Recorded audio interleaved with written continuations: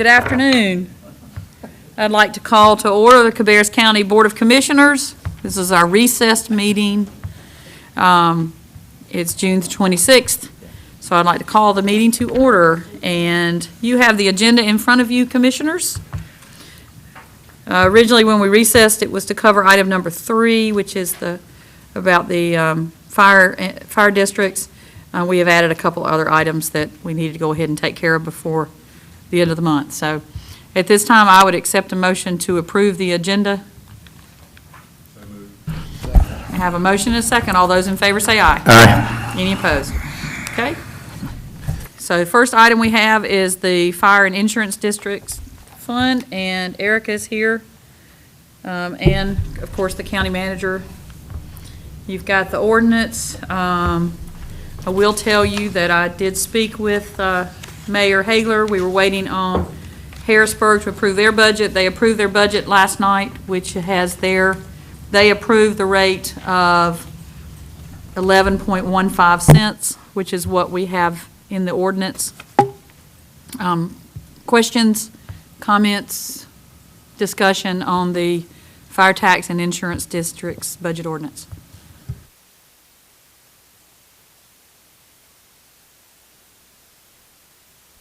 And it's my understanding that I guess that station number 3 is still the use for the increased fire tax revenue, right? Yes, the phone message I had, and I also had an email from Councilman Phil Coward that said the Fire Station 3 was in this year's budget. Okay. And we do have the fire chief here if you have any other questions, and of course our attorney can probably share some insight from their meeting last night since he was there too.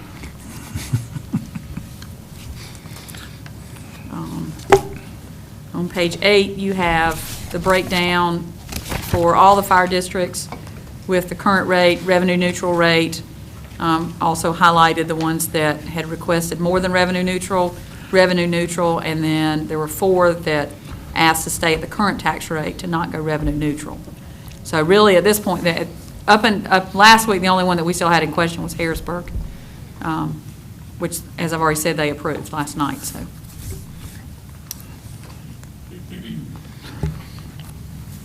Well, given their, I think, of course, there's nothing that's contractually bound to, but I know that, when was it, 4 years ago that the department went municipal, and at that time there was somewhat of a gentleman's agreement, and I know that in the quarter will get you a cup of coffee. You know, there's no legal thing with that, but it was kind of that we were going to keep the tax rates the same in and out of the district for equitable reasons, and that they're using it for a fire station, which will, in essence, what they have presented to us, and I know will have an effect on improving the fire response in the district and long-term lower insurance rates for property owners. I don't have a problem with granting that and meeting what Harrisburg is doing. Okay. And it is 100% goes to public safety. So I guess I'll make a motion that we approve the ordinance with the tax rates that are shown here. Okay, we do have a motion to approve the ordinance as presented. Do I have a second to approve the ordinance? Second. I have a motion and I have a second. Any other discussion? I know you were getting ready to key up. I'm answering my own question. You answer, okay. Commissioner Burridge, do you have any questions concerning it? I just want to make sure everybody has a chance before we vote.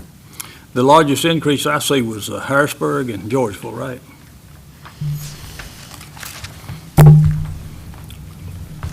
That's correct. Georgeville went from 60 to 71. Harrisburg went from 75 to 86. Well, the Georgeville, the current rate is 6 cents, and revenue neutral is 7.1 cents. They requested 9.2 cents. Okay, I'm looking at it. That's wrong. on page 8. It's easier for me to look at on page 8 that's okay, colored. okay, I'm looking at it wrong. And then Harrisburg, last year, we did not match their rate. We didn't increase Harrisburg last year, did we? Correct. We did not match their rate last year. And so this at 11.15 would match their rate so that the people living within the city limits of Harrisburg and the county residents that are served by the Harrisburg Fire Department would be equal. They would be paying the same amount, not anymore. They'd be paying the same amount at 11.15 cents. Okay. Yes, sir. And then Midland was the other one that had an increase over revenue neutral. They went, revenue neutral would have been 5.6 cents, and they went to 6.4, so not quite a penny. 0.8 cents is what Midland went up, so. Okay. I guess that question, Midland is still a 100% volunteer fire department. They're not managed by the town. But the town has to set the tax rate for the residents inside the town limits of Midland, or is that, they set, in other words, town of Midland set 6.4 cents that the residents would pay on city taxes to, is that what, or is it? Because it has a note there that town approved that in June. With Midland, that is in their It's tax rate. Yeah, it's, So that's what we're charging to outside the district, just like Harrisburg. Right. We're That is- charging those properties outside the town limits of Midland. in the That is district. correct. We verified with that, Okay. with Midland. Okay. Does Midland still have to give part of their tax rate back to Corning? Wasn't it something down there they was giving part of? Corning is in the enterprise zone, and Corning is not in their city limits. but at the original incentives included rebates, or the incentive packages included the fire district as well. So the original incentives, yeah, they were, I think they're over with now. They've expired. So the new ones no longer include fire districts. Okay. Commissioner White, do you have any questions? Nope. Okay, well, we have a motion and a second to approve the budget ordinance. All those in favor say aye. Aye. Any opposed? Okay. The next item we have, Eric is here. She can talk to, page 9 in your packet is appropriating fund balance in the self-insured hospitalization fund. And if I understand correctly, we did part of this previously, and we didn't do the budget ordinance to move it? That's correct. The board back in March approved a transfer from the general fund to the health insurance fund of $2 million to cover the increase in health claim expenditures. However, we have an additional increase or additional spike in claims over the past couple of months. You'll see on page 11 the claim history for this current fiscal year. You'll see in the month of May and projected in the month of June, there's a significant increase in the claims for the current year, and this is anticipated, this is expected to be because of the plan change that's upcoming. So a lot of employees are electing to go to the doctor and take care of things before the plan change occurs in July.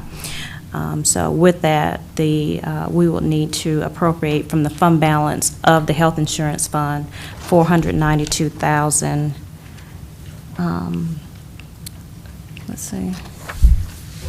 Yeah, $492,459 from the fund balance of the health insurance fund to the claim line in order to pay those expenditures. So the request, sorry, the request is for a motion to adopt this budget amendment. So moved. I have a motion and a second. Is there any other questions or discussions? If not, all those in favor say aye. Aye. Any opposed? Okay. And the next item we have is on page 13. Okay. And Eric is going to address this also. County policy states that after the annual audit is completed at the end of the fiscal year, any excess funds over 15% of fund balance are to be transferred to the Capital Reserve Fund, the Health Insurance Fund, or the Workers' Comp Fund, if needed. In the past couple of years, the county has waived that policy due to the use of fund balance, and we are requesting that we waive that again this year for the FY12 fiscal year, in part because we've started using that to pay off some debt already, but due to our recent history, we think that we need to waive that for another year. Okay, so the request is a motion to approve the waiver to the board fund balance policy for fiscal year 2012. Are there any other questions that you have? I know we did it last year and the year before. That's I don't remember if correct. it was 3 years back, but at I least think the we last just 2 did. years, I know we did it. Yeah. That does not affect our bond rating. It will not affect our bond rating, I make correct? a motion, we waive policy. Second. I have a motion and a second to approve a waiver to board fund balance policy for fiscal year 2012. All those in favor say aye. Aye. Any opposed? Okay. Next up, on page 16, is my understanding, it's my understanding that the budget has passed the legislature and has been sent to the governor. I don't believe it's been signed yet, unless something's happened today that I don't know about. But in the budget that's been approved is a 1.2% salary increase for state-funded public school employees. And we wanted to make sure that everybody had that particular information. If you'll look at page 17, we have the information from Kannapolis City Schools of what the 1.2% salary increase would be. And these are only the locally paid teachers. The state-paid teachers are covered by the state's budget. But we do support teachers, administrators, and support staffs on a local basis. And then if you flip over to page 19, you will also see the information from Cabarrus County Schools. If you'll note, the first line is supplements. What we had, I believe, that's all local dollars.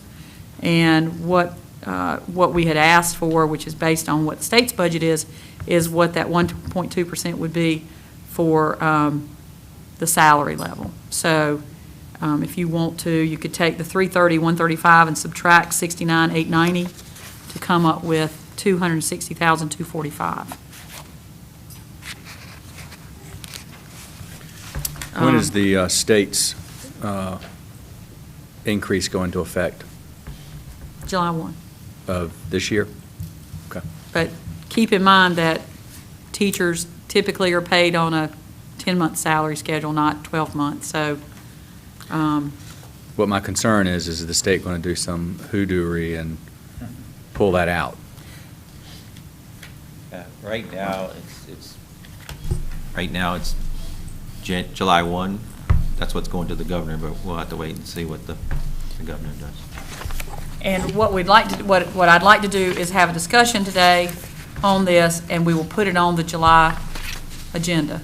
And we could put it on the consent agenda if everybody agrees that locally paid teachers should get the same increase as state paid, I or think that staff. I think not that just our locally teachers. paid people should be paid the same, locally paid people should receive the same sort of benefits as the state-funded teacher positions. I don't think that they should be treated any differently in regards to if there's an increase or not. My concern is that actually going to go through? And if it does, when does it go through? Does it take an effect? When does it take effect? As in, is it going to take effect sometime after the next budget, and then all of a sudden it gets changed? And it's a very valid question. The idea is not to approve it today because, first of all, we've already, as I talked with the county manager, and you can chime in if you want to, we've already approved the budget last week. So what would be preferable would be to do an amendment, a budget amendment, and we can do that in July. Yeah. But it was more a matter of trying to get some information to you. To cover both systems, it looks like somewhere around $283,000, which we do have in our. I just don't think it's fair for a teacher, if it's being funded locally, that teacher's being funded locally, to say, well, we've already passed our budget, and sorry. Yeah, what we would propose is, again, if you did it tonight, you'd have to amend your ordinance and everything. So if you wait till after the ordinance is in effect after July 1st, then you're just doing a budget amendment.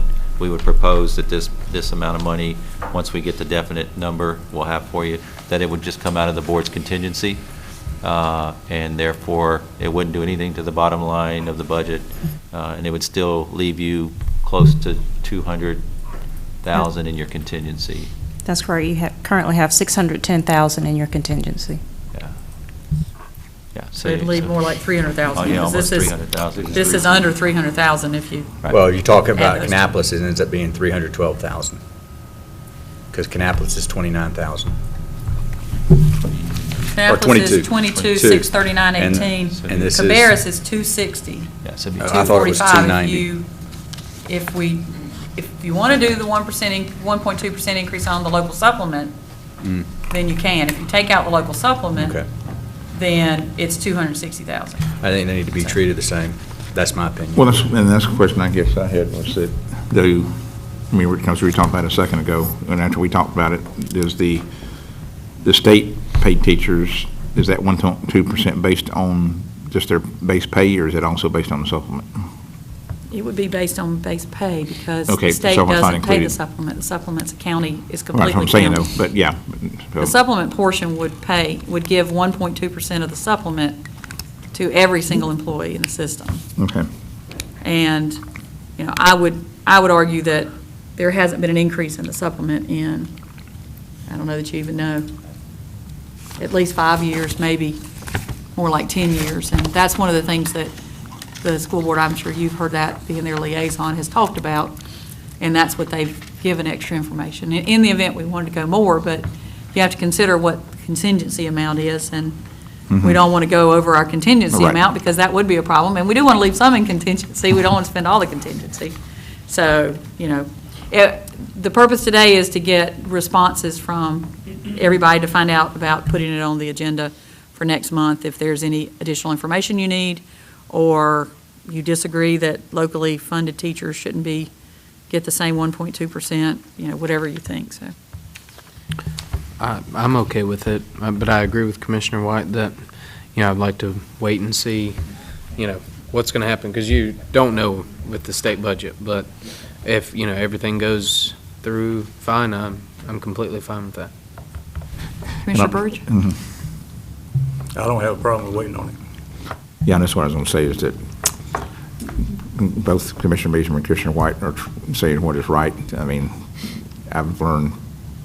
Oh, and we until- don't- Until you see the check, get your check in the hand. Yeah, don't and trust sometimes anything they wrong say, with it. well, it's So- not effective till Yeah, January it's- 1st, yeah. or March 1st, just to save additional money, so we'll make sure that, We put this on because we knew they were discussing the budget this week and last week, didn't know when it was going to get passed, so went ahead and put it on the agenda just to make sure that everybody was aware that that's what's been approved so far.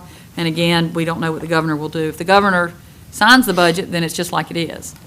If the government vetoes it, Commissioner Cruz says it's veto-proof, so it may go through anyway, and if that's the case, then we will put it on for next month, for the July meeting, and we could put it on the consent agenda if everybody agrees to it. That's what I was trying to ascertain today, what your opinions are, so.